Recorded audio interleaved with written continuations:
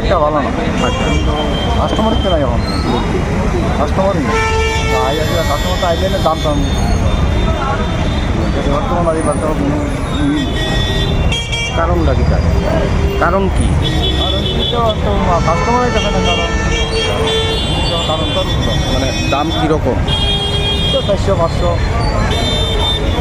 মানে গ্যাস এবারের তুলনায় বেশি না কম? কমই, কাস্টমারের সংখ্যা কম। কাস্টমার আছে না, কাস্টমার নেই। মানে এটা কি জিনিসপত্রের দাম বাড়ছে নাকি? জিনিসপত্রের দাম বাড়ছে, মুরগির দাম, জিনিসপত্রের দাম না, মুরগির দাম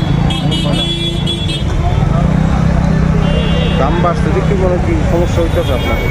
দাম বাড়ছে। মূর্তি অলঙ্কারের দাম বাড়ছে, সব জিনিসের দাম বাড়ছে, কিন্তু তুলনামূলক করে মূর্তি দাম বাড়ছে। কি মনে করতেছেন ব্যবসাটা কীরকম হতে পারে? বিকালের 3টার পরে তখন বোঝাতে না, কাস্টমারটা অনেক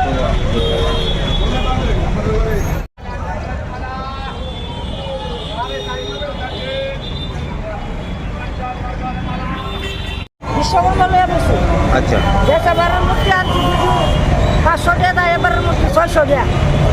এবারে সব রেট দাম থাকছে, আমরা কোনোভাবে মিলাইতে পারি না বাবু, এই কারণে বলছি গতবার যে বেশ হয়েছে এ বেশ এবার অর্ধ হইতো না।